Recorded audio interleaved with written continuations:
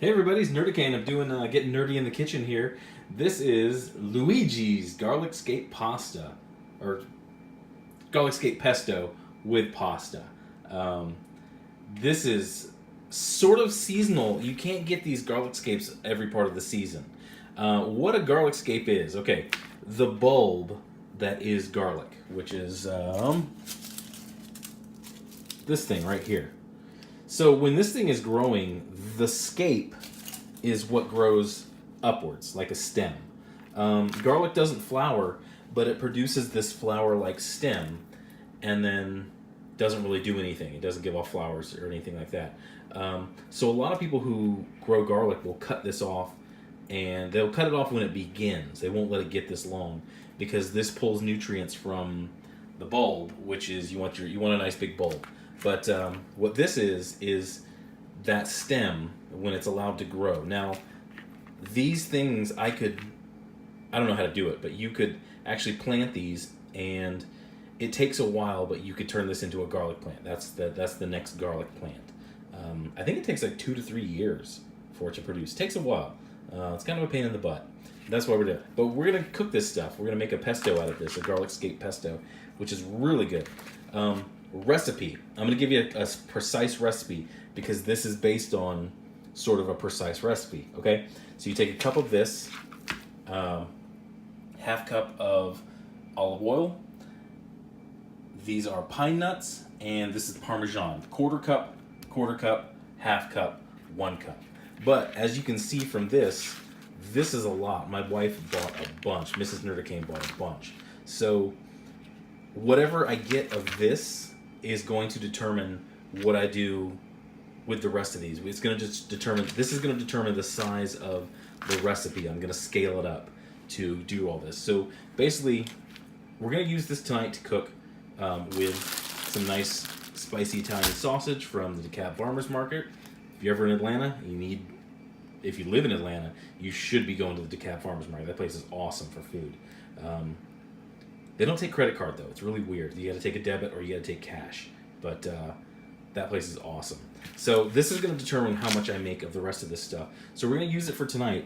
And the cool thing of what you can do with the rest of this, the leftovers you wind up with, you can basically, if you have a little ice cube tray, you can fill the ice cube tray with it, and then you can freeze it, and just like freeze it, store it really well to where there's no air, to where it's not going to get freezer burnt. You can keep it in your freezer for as long as it stays good. This isn't like basil pesto. This won't brown very quickly. This is going to stay, if you don't use the leftovers, you have about a week before you have to use it and it browns and it goes bad. But yeah, let me get started chopping this stuff, and that will determine how much we do of this entire recipe. So hang on. Okay, here we are. I got about 1.5 cups of the garlic scapes, and everything else bumped up from there. This went from 1/4 cup to 1/3 cup. This went from 1/2 cup to 2/3. And this is going to be just to taste, to kind of put it where I want it to be. So what you're going to do, you're going to need one of these food processor, okay? Here's a trick. Here's a pro tip. If you do not have one of these, okay, well, you're going to need it. So you're going to need one eventually. But you can probably pick these up at like a thrift store or something, not too expensive. But here's the cool thing. Part of the reason I'm doing this whole thing for my nerdy friends out there is so you can impress members of the opposite sex or the same sex or whatever you're into, to kind of up your dating game, your dateability, okay? That's why I'm teaching a lot of you guys to do this stuff. And one of the cool things is, okay, this is if you don't have a food processor, okay, you select target human who you would like to impress and maybe have over for dinner and get to know better, okay? So you go to that person, you ask them, hey, do you have a food processor? I want to make garlic scape pesto, or I want to make basil pesto. I'll show you, I'll do a recipe for basil pesto in the next week or so. So ask to borrow their food processor. If they have one, boom, icebreaker. Either way, it's an icebreaker. You're in. You say, hey, if you want to come over and have some of this, I'm cooking it this night, or how about if I make some of this and I'll give you some for letting me use your food processor. So this is an icebreaker if you don't have one. Even if you have one, you can use that as an icebreaker. It'd just be kind of a slick, clever way to do it. But that's the next step. Okay, so you're going to put the pine nuts and the garlic scapes in there, and you're going to pulse it. Just quick pulses. That way you're chopping it up. You want it to be chopped up. Once it's chopped up, then you're going to put it on low. You're actually going to turn it on, and you're slowly going to add the olive oil to it till you get to. I rarely ever use recipes. So basically, what I'm doing with this is I'm not going to just throw all of this in there. I'm going to put it in till I get the consistency that I want. Once I get the consistency I want, then I'm going to add. This was a 1/4 cup. Since we bumped up the recipe, this is now about 2/3 of a cup. Okay, so that's the process. I'm gonna get started and I'll show you. I'm gonna pulse all this stuff together. And I'm gonna show you what it looks like. Okay. So here we go. I pulsed all this together, and I basically just did like hit it, bird, just like that, off and on, until I got this consistency. This is the lid. Okay. Food processor usually has this part, which is used to like push vegetables down to be chopped when the chopper up top. There's another attachment to chop it up top. So I'm taking that out. What that gives me is this gives me a direct line to pour the olive oil in once all this is together. Neat safety precaution about the food processor. There's a circuit here that will not allow you to turn it on unless this thing is in the proper position and this thing is on and locked here. So that's cool. That's a cool little safety feature about a food processor. It keeps people from getting chopped up because that blade at the bottom is no friggin' joke. But yeah, I'm gonna start pouring it in up here as I put it on low, and I'll show you the results when I'm done. Here it is all mixed. I'm not happy with this consistency.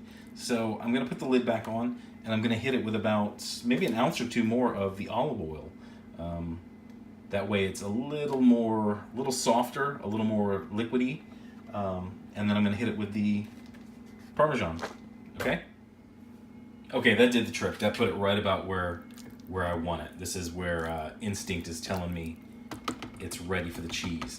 A lot of these, if you've done a lot of these recipes or seen a lot of these that I do, I often don't give you a whole lot of recipe or recipe instruction because I want you guys to develop your instinct. I want you to learn the techniques and develop instinct for cooking. So once you have instinct down and you kind of understand what food does and what to do with food, you can basically just create a recipe on the fly. You'll just know what to do with what things and what they're meant to do and what they're not going to do.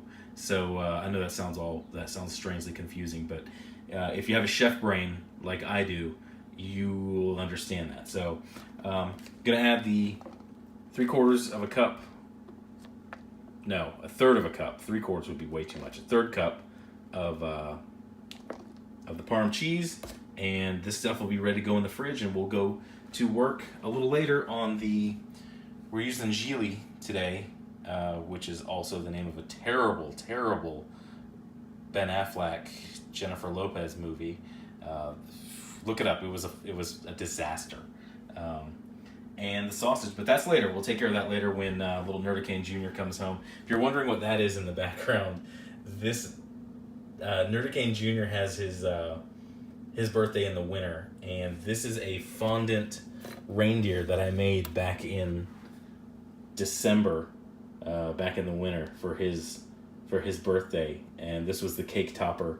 And that's the crazy thing about fondant is it can just sit forever. It's almost like Play-Doh. It's almost like a Play-Doh figure. This thing is not deteriorating.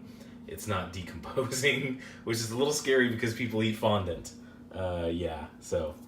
And this cool thing, this was the little banner out of twine and straws and cardboard and tape that my wife made for the cake. So it was this on the cake with the little reindeer underneath it, and that was his smash cake. But anyway, that's part of that's inside baseball for my life. I'll get back to the recipe, okay? I'll quit wasting your time with dumb stories like that, okay? Bye. Oh, here's a little side note to this recipe. It's very clean. I'm not using a whole lot of equipment. I had the food processor, 3 measuring cups, cutting board, spatula, which you're going to use later, knife, and pot for water, pot for saucepan for, this is your saute, and a strainer.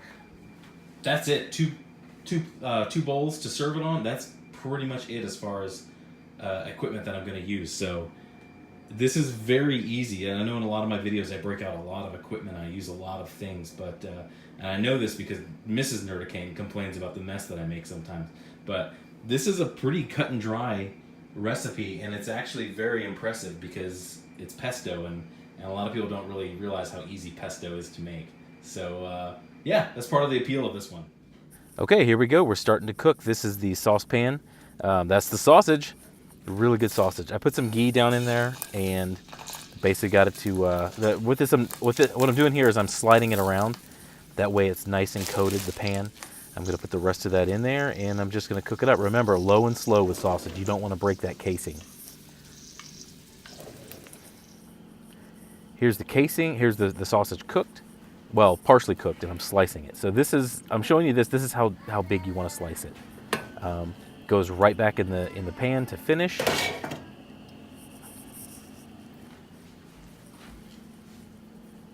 That's it. Good sausage. This is what it looks like when it's all cooked. And we are ready to go. Pasta's done. That's Geely. The pesto was done earlier. And I'm going to show you how easy this is. You basically throw the pasta in there, get it cooking, get it hot, and this is about as much as you need for that. Well, maybe a little more. I'm going to go through the whole process. Probably going to scoop it a couple more times. Get a little more. And that's about it. So here it is, finished up in the pan, ready to go. I'm going to plate it up. I'm going to hit it with the Parmesan now, but you're going to see it plated up here in just a second. Thanks for watching. I hope you try this. I really want you to try this one. This is a really good and really stupid easy recipe. But thanks for watching. I'm Nerdicane. You can hit me up here or hit me up on Twitter. Hit a like, hit a subscribe, hit a share. And above all, try cooking this sometime and tell me how it came out, okay? Have a good day.